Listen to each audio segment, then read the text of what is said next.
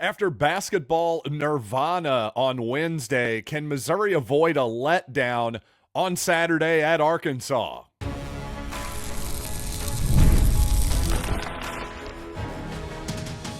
You are Locked On Mizzou, your daily podcast on the Missouri Tigers. Part of the Locked On Podcast Network, your team every day.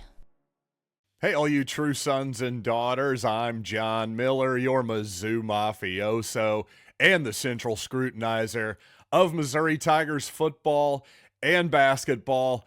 You know, I just got to thinking, after all the success for Mizzou recently, how many fan bases feel better about their coaching tandems than Eli Drinkwitz and Dennis Gates at Missouri? Let's talk about that later in the program. But let's talk about the Arkansas game coming up tomorrow, Saturday night in Fayetteville. Definitely, potentially a letdown possibility here. In fact, this has all the classic markers of a letdown game. Missouri, again, basketball nirvana on Wednesday night. It doesn't get much better than that at Mizzou Arena. So facing an Arkansas team that you already beat pretty comfortably at home, it's easy for human nature to creep in and say, this one's going to be easy. No problem. We've beaten this team before. But of course, on the road in the SEC, I have to say, it's rarely easy. Although Missouri's made it look easy a couple times against Mississippi State and Georgia, that's hardly the usual outcome. But my initial thought, though, was I have to be honest, I'm not sure that Arkansas is going to be in position to take advantage of this potential letdown. But honestly, maybe I'm just hate listening to John Neighbors and his Locked On Razorback show too much, because really, despite that 0-5 start for Arkansas, that with the tail end, the very last loss there was a loss to Missouri in Columbia. Well, ever since then, Arkansas has played decent basketball. And they took down Kentucky at Kentucky, by the way, in the John Calipari rematch. So ever since then, Kentucky has definitely played better basketball.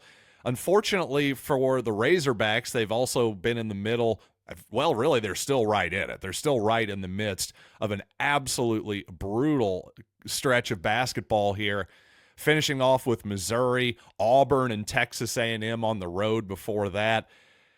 Right, Razorbacks got a home win over LSU, but then a close loss to Alabama before that. So some close losses lately to some good teams, at least close losses on paper. I'll be honest, I didn't watch any of these most recent games for the Razorbacks, but at least the final score looked respectable on paper, again, against Auburn, Texas A&M, and Alabama, with a victory over Kentucky, Texas on the road.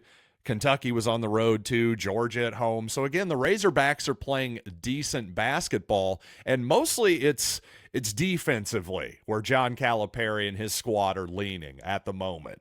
But just after seeing Arkansas play a few times this season, obviously at Mizzou Arena as well, and how the Tigers are playing offensively, I'm just not so sure that the Razorbacks are going to be able to score well enough to keep up with Missouri if it's playing well. And also, I'm going to give a lot of credit to Missouri's leadership on this basketball team. Not just Dennis Gates and his staff, of course, who deserve a lot of credit, but I think Tamar Bates' leadership is just obvious, even from somebody who's watching from a television screen or the stands. I think his aggressively positive leadership is just that. It is incredibly positive for this roster. Then you've got guys like Tony Perkins with just a wealth of experience. Mark Mitchell is in his junior year. Just a lot of leadership on this roster. Caleb Grill has, of course, been around in college basketball for a long time as well. So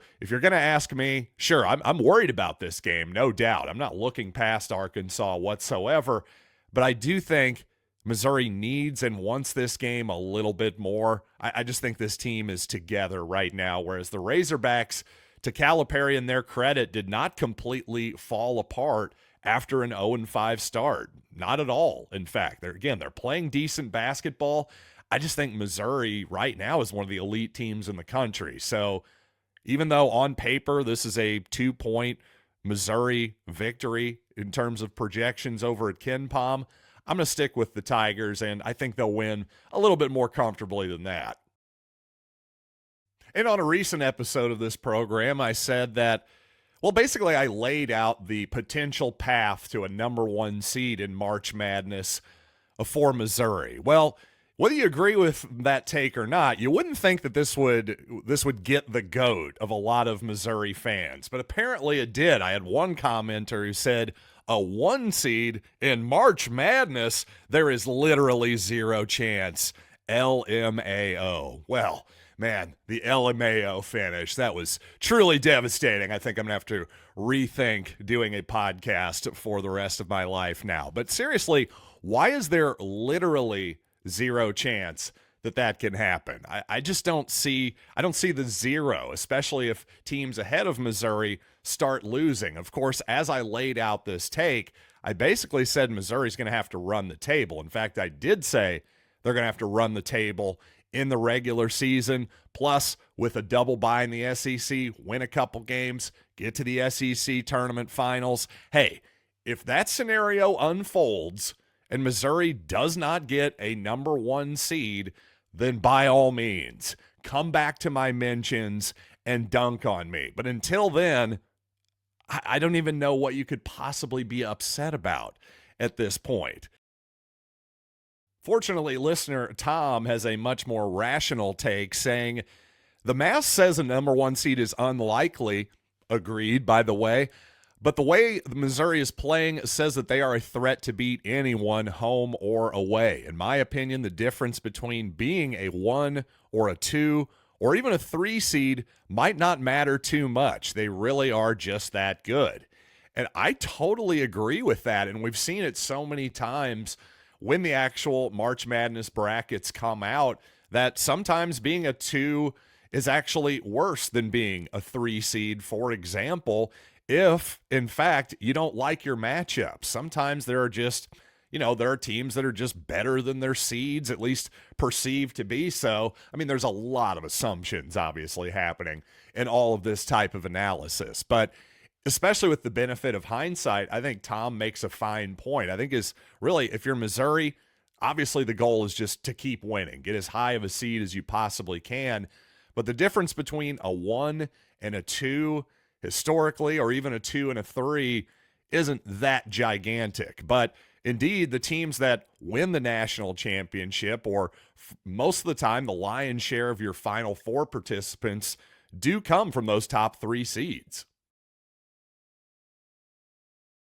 And over on YouTube, I thought Mizzou 1755 had an interesting question. He or she asks, right now, is there a better head football, basketball coach tandem in the country? Well, in terms of especially approval rating, I don't know that there are a ton that are higher. So let's look at that landscape in a little bit and also talk about how just a little bit of slowdown from Mark Mitchell, I thought, went a long way in a fast game. But first, you know what?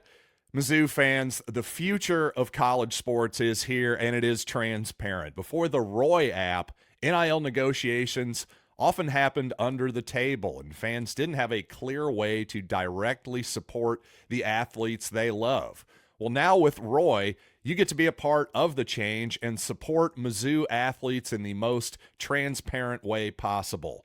Roy, the NIL app, allows you to choose the player you want to support, decide how much to contribute, and receive exclusive content from the athletes you back. Here's the best part. If your player transfers, you get the money back. It's a risk-free way to show your support. Download the Roy app now from the App Store and start backing Mizzou athletes the way they deserve, with transparency, trust, and a real impact. This is the future of college sports. Join it now by downloading Roy and supporting your favorite athletes.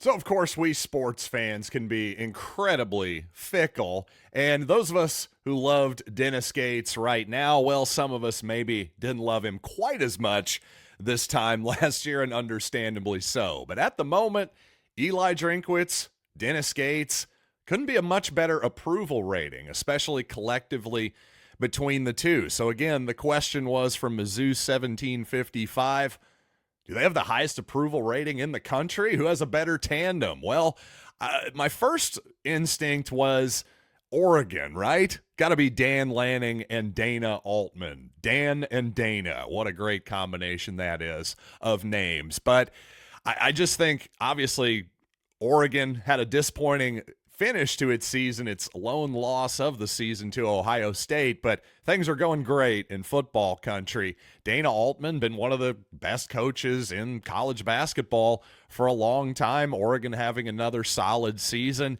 The only thing with Altman is he's getting up there in terms of age. He may not have a ton of years left, especially not compared to Dennis Gates or Eli Drinkwitz, that's for sure. But Oregon is certainly a program I would mention. How about Tennessee? Josh Heupel and Rick Barnes, they're doing great. Hard to complain too much about there. Of course, Heupel, the former Missouri offensive coordinator, I think he's probably a little bit underrated as a coach, if anything. The recency bias of, well, again, them getting killed by Ohio State too is fresh on people's minds.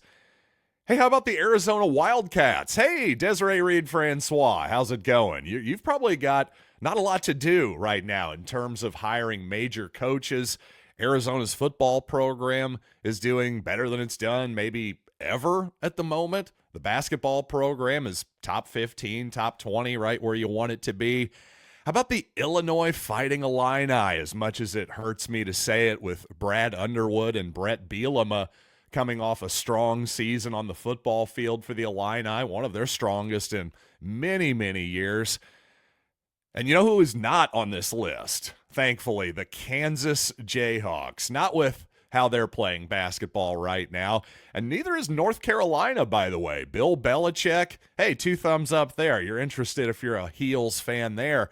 But not with Hubert Davis on the hot seat in basketball. You can't possibly say North Carolina's coaches have a higher approval rating. Finally, Clemson having a surprisingly solid season in the ACC once again, a program that's kind of flown under the radar. And, of course, Dabo Swinney making the playoff once again. But other than those teams that I just mentioned, I don't know, maybe Texas, how much do they love Rodney Terry on the basketball court? That would be my question for a Longhorn fan. But I don't know, I named less than 10 programs there. I think those are really the ones that is Missouri's competition there. And I would argue, really, there's only 2 or 3 that I would say I would make a strong argument are better than Missouri's situation. And I don't even know that I could make that strong of an argument. So to the original question there, I don't know that we have the strongest in the entire country, but it's way up there, and that feels pretty good.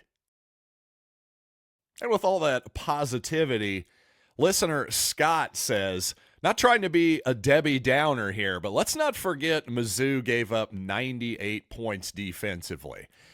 Well, I'm going to disagree with the premise here a little bit because Alabama plays at such a breakneck speed and pace and is one of the best, and it's just simply one of the best offensive basketball teams in the entire country. They made a lot of tough shots at the end of the shot clock, and you know there were definitely nits to be picked here for sure. I had some listeners say that Missouri gave up a little too much dribble penetration. Again, you can argue that. I'm not saying the defense was perfect. And if you look at Missouri's defense this year, well, I think in conference play out of 16 teams, while Missouri has the 3rd best offense, they're 7th on defense. So that's right about average. Tiny bit above average. So top half of the league, that'll play if you have one of the elite offenses in the league. That's kind of my point. It's not as though that Missouri has the absolute best defense. Certainly Tennessee is a better defensive team. Certainly Texas A&M is as well. But I think the point here is Missouri is not ghastly defensively whatsoever. And I don't think Alabama is either. By the way, I've seen a lot of people, again, Alabama, they give up so many points. I'm not saying they're a great SEC defensive team. I think in conference play, they're 10th out of 16.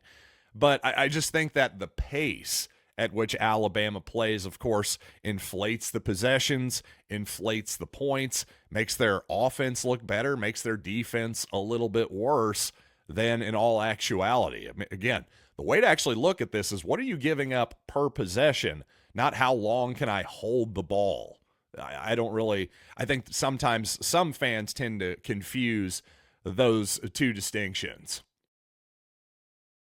And speaking of Tennessee and strong defensive units, well, Mark Mitchell a few games ago had been in a little bit of a rut, I felt like. And some of that was the competition, for sure. Missouri, during what I would call a bit of a rut here for Mark Mitchell, played Texas, Mississippi, Mississippi State, and Tennessee, who is probably the best defensive team in the entire country. Statistically, they are the best defensive team in the nation right now, according to KenPom. And Mitchell in that game went 0 for 6 from the floor. But ever since then, well, fortunately, the competition defensively has gotten a little bit easier. Maybe the length has gotten a little bit less. But I got to say, against Alabama, I really felt like I detected a subtle change in Mark Mitchell's game. I felt like when he had the ball in a position to score, he slowed down just a hair. I mean, I'm telling you, just a hair. Instead of, again, just a little bit of position to just get himself into the spot that he wanted, instead of just flinging himself. At times, it just felt like early in the season, in that stretch that I just described, that Mitchell was just being a little bit bull in a china shop and trying to draw fouls and get to the free throw line, worrying about the contact instead of using his body best, using angles, using his shoulders, his hips, all that kind of stuff to get himself off an easier attempt at the basket in the paint. That's what I saw in Alabama anyway. Maybe you all think I'm overanalyzing that, but I'm telling you, just a tiny little bit more patience makes all the difference sometimes in basketball, because basketball is a game that you have to play quickly, but also not in a hurry. I know I'm getting a little philosophical there, but I'm telling you there's a lot of truth in that statement. You have to play quickly because you have to beat people to the spot, offensively and defensively. But at the same time, if you're hurrying, well, you're going to make mistakes. You're not thinking. You're not giving yourself the best advantage possible. And I think that's just something every smart basketball player learns with time. And I think maybe it could just be starting to click a little bit for Mark Mitchell. And after that impressive win over the Crimson Tide, it seems like the rest of the country is really starting to take notice of the Missouri Tigers, including one commenter on my YouTube page who said, "As an Auburn fan, I hope we don't face y'all again." So I'll ask you, as Missouri fans, should we want to face Auburn again? Let's talk about it right after these quick words.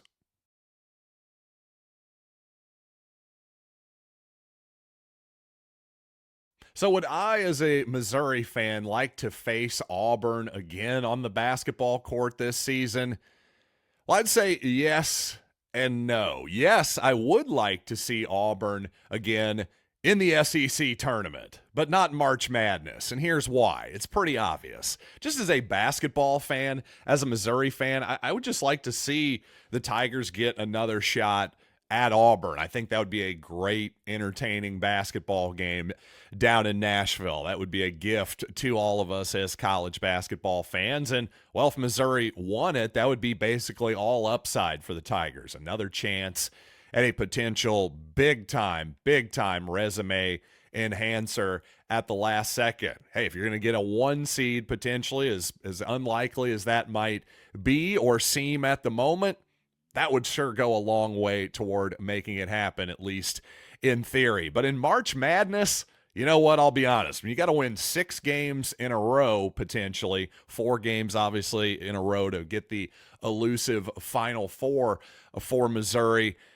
I'd like as easy of a path as possible. Call me crazy. And frankly, I would just like to avoid the SEC in general, especially if Missouri is the perceived favorite in those type of games. You know, NFL, it's kind of the same deal. You don't want to see the team in your division. They kind of know all your tricks. You just don't want to see them in the playoffs for the most part. It just gets, I don't know, a little bit uncomfortable. I don't even know if there's actual data to back up that particular narrative. But it is how I feel. I do agree with anybody who's like, the Auburn fans who don't want to see us in the tournament. I don't really want to see you all in March Madness either. But SEC tournament, Nashville, I could get down with that. And my fellow season ticket holder and companion, along with my dad at most of these basketball games, Blake. Apparently, we don't talk enough about Missouri basketball. Blake is now commenting on my YouTube page as well. I'm just busting your chops, Blake. Please comment away. But he says last night was probably a better performance, but it felt like beating the number 4 Sooners with presumptive number 1 pick Blake Griffin. Came out firing and never let up. So, again, talking about just great performances at Mizzou Arena, that's a good one, especially outside of those Kansas games. Of course, that 2009 season, Missouri, the memorable game winner for Zaire Taylor. That's got to be one of the great games in Missouri history as well. Unfortunately, one of the great games in Missouri history that I did not attend. I was one of the couple seasons I was in Chicago living there. So unfortunately, one of the great Kansas games of all time, I was not in attendance for. This was not in Mizzou Arena, by the way, but I do just want to bring up a quick memory here. Also beating Oklahoma at the Hearn Center in 2003. That was a beautiful thing after it just felt like Hollis Price and the Sooners were just a total thorn in our side for a few years there. It's the only time I've ever actually rushed the court as a fan, by the way. So never done it at Mizzou Arena, and frankly, I'm too old to do it at this point. And in my Alabama recap, I did say I thought everyone played well for Missouri in that ball game, but Dave Beal says, can't forget Tony Perkins. When Anthony Robinson sat with some foul trouble, he kept up the attack on both ends. That could have been a spot where the Crimson Tide came back. And I'll just say I absolutely love the calmness that Tony Perkins, the fifth-year senior, brings out on the court. Just a great handle, great ball handling, dribbling skills with a strong body to boot. Good luck taking it away from him is the point. When he has the ball in his hands, just a nice sense of calmness just comes over me for sure. And speaking of, I was talking about pace with Mark Mitchell. Well, there's a guy who is absolutely never in a hurry whatsoever, but he can make quick decisions and quick bursts when he needs to, dunking on people's heads on occasion included there. So yeah, I'll give Tony Perkins all the credit in the world. I'm a huge fan of his, and frankly, I only wish he could be around a little bit longer than one season. That's how much I've enjoyed the Tony Perkins experience so far. And finally, on yesterday's program, I called Dennis Gates the biggest baby face in the territory, the man who is drawing the house right now. Well, listener Ryan took it a step even farther. He said Dennis Gates is the Jey Uso of Missouri basketball. And all I can say to that is, yeet. And with all that being said, if you listen to Locked On Mizzou, thanks for following as always here. Thanks for telling a fellow true son or daughter about the podcast. And you know what? I will see you after the Arkansas game with everything you can possibly handle in a Missouri recap. Hopefully it'll be another win to talk about. I'm frankly leaning that way for sure. Again, thanks for making this show your first listen today. For your second listen, check out the Locked On College Basketball podcast with Isaac Shade and Andy Patton. Don't wait for March. Be the most informed college basketball fan now. Find Locked On College Basketball on YouTube or wherever you listen to podcasts. So until Saturday, Sunday morning, let's say, I'm wishy-washy, aren't I? As soon as I can after the Arkansas game, I'll see you then on Locked On Mizzou.